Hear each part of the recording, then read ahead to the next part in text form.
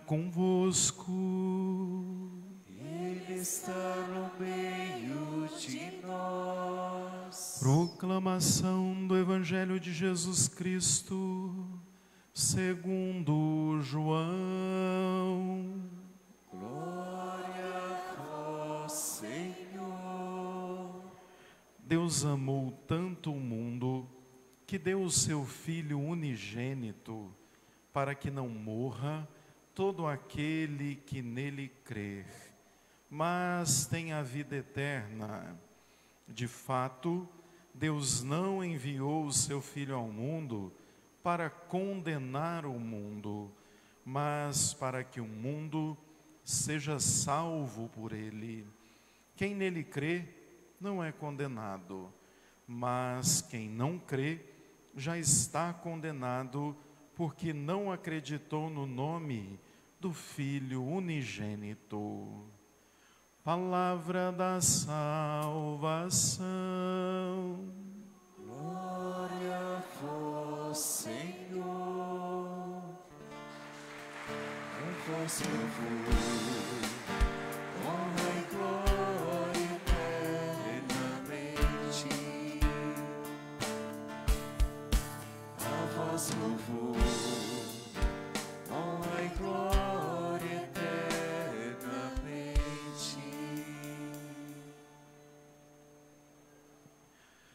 Caríssimos irmãos e irmãs, tendo celebrado a solenidade de Pentecostes no domingo passado, a partir de segunda-feira demos início, então, ao tempo comum.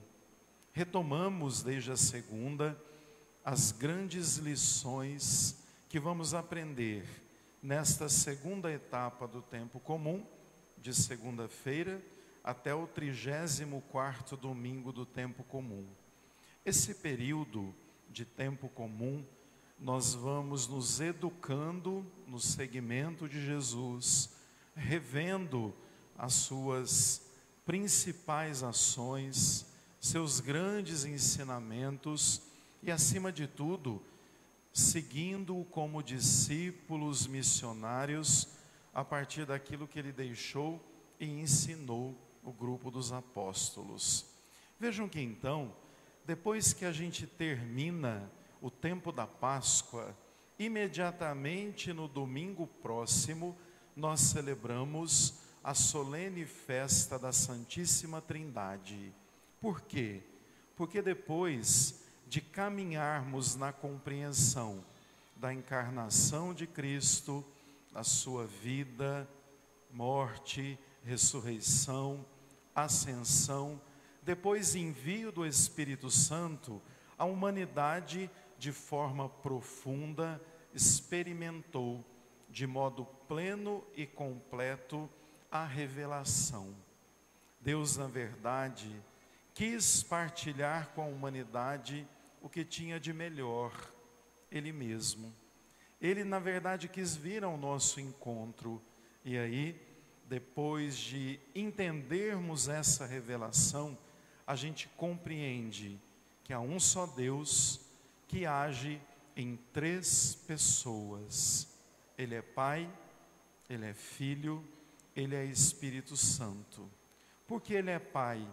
Porque tem um Filho que o chama de Pai. Por que o Espírito Santo?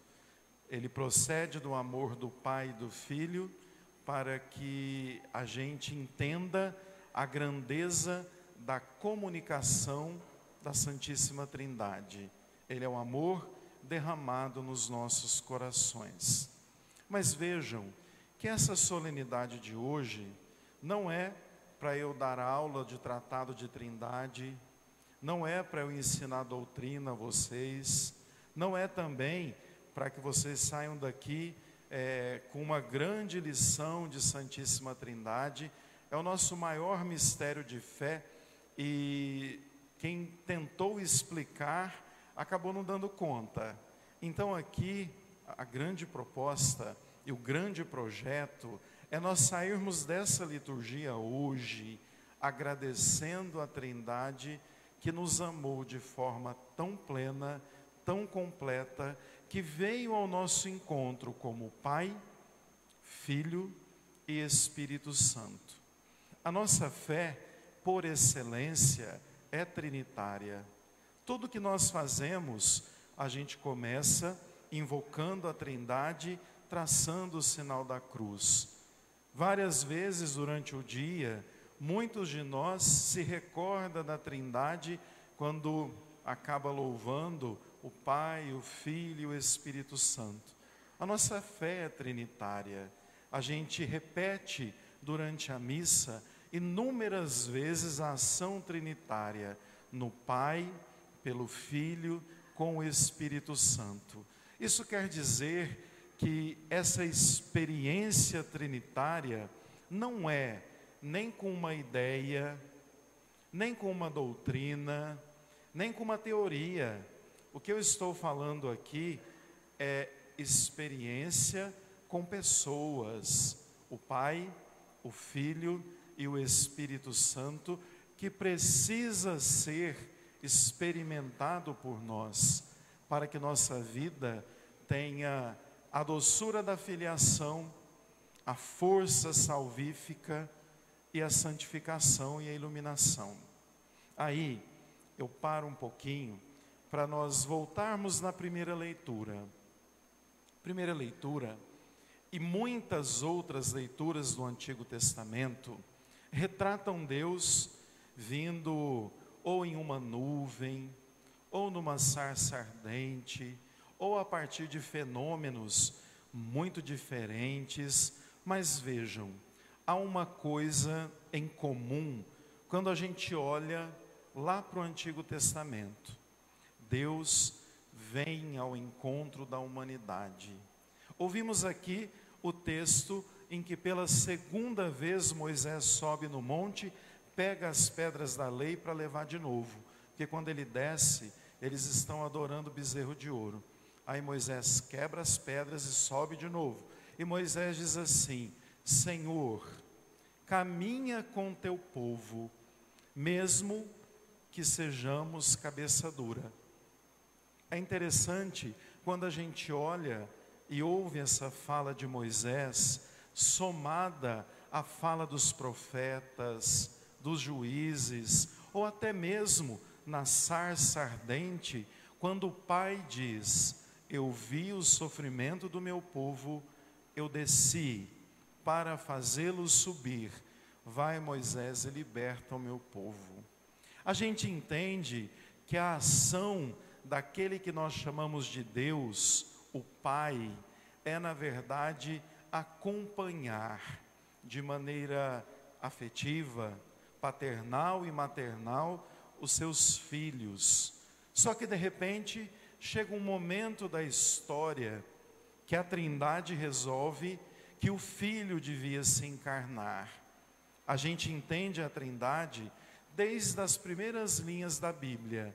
Lá estava o Verbo, quando a cada momento da criação o Pai dizia: faça-se. Lá estava o Espírito Santo, um vento que pairava sobre as águas. Lá estava o Pai criando. No entanto, nós fomos compreendendo a atividade trinitária dentro da história e de forma vagarosa, porque nós humanos, a gente não entende as coisas assim de uma forma muito rápida. E vejam que então o Pai, o Filho e o Espírito Santo decidem que o Filho se encarnasse. O que quer dizer isso? Deus vem ao nosso encontro com um propósito: salvar a humanidade e mostrar o rosto misericordioso do Pai. Um dos pontos mais importantes da encarnação é a gente entender que o Filho mostra o Pai. E aí, todas as ações de Jesus são ações que mostram o agir de Deus, a pedagogia do Pai. E ele começa a chamar a Deus de papaizinho. Portanto, tem um Pai e tem um Filho. E aí a gente entende que esse Filho não é criado. Criados somos nós.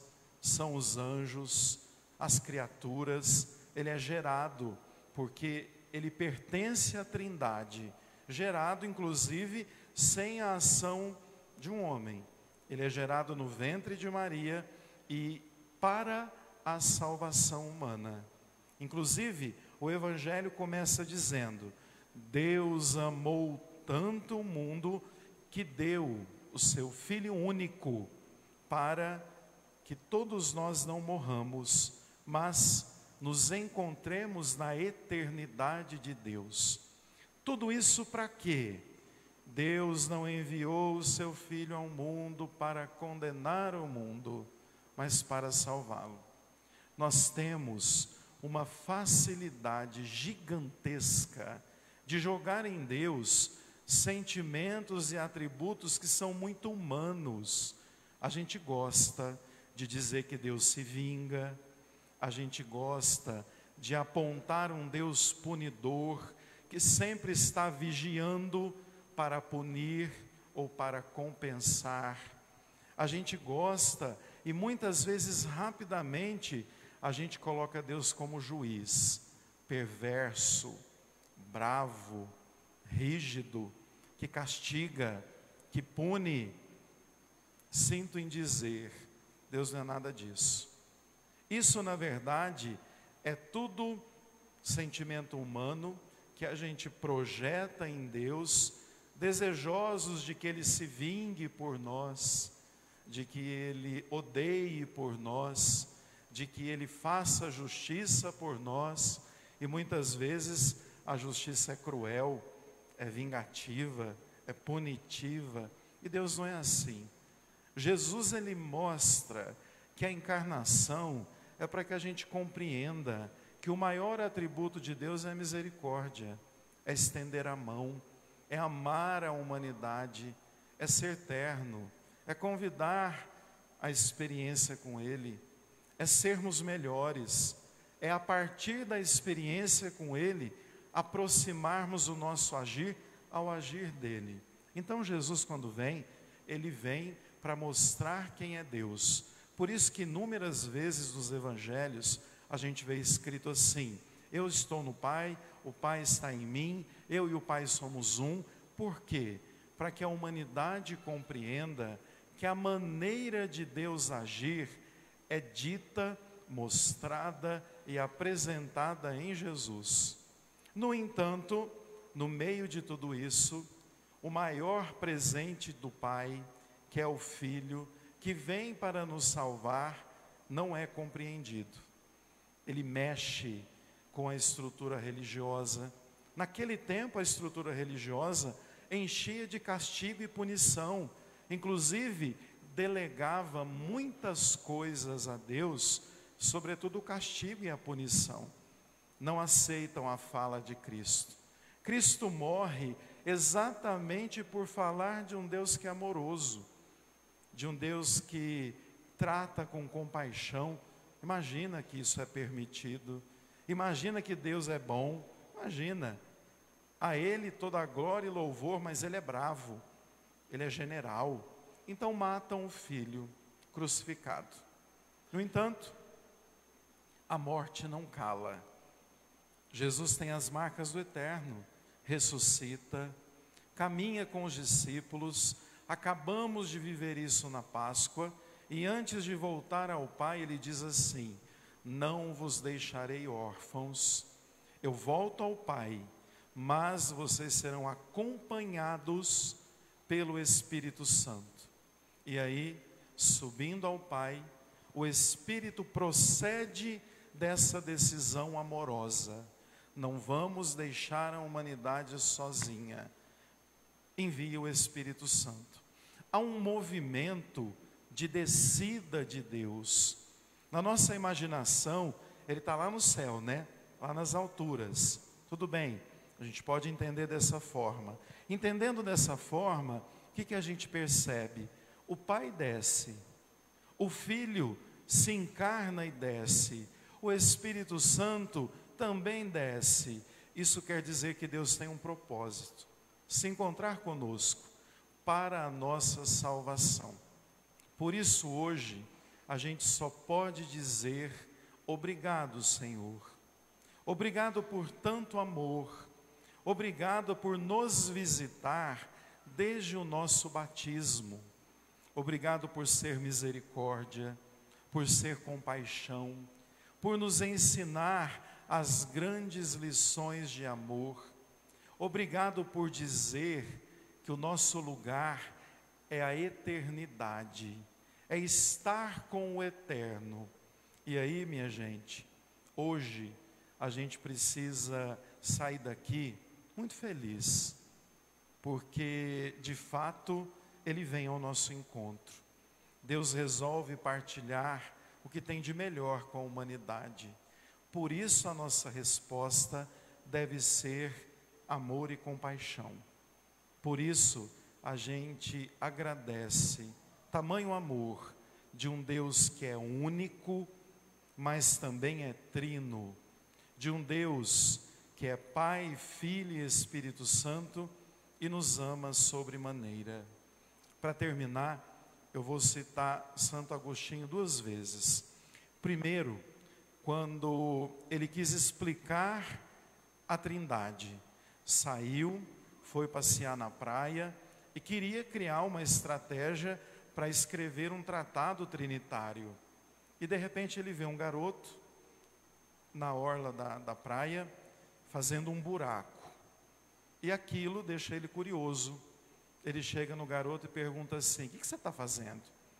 O garoto diz: eu estou fazendo um buraco porque eu vou colocar toda a água do mar aqui dentro desse buraco. E aí o garoto diz a ele: impossível.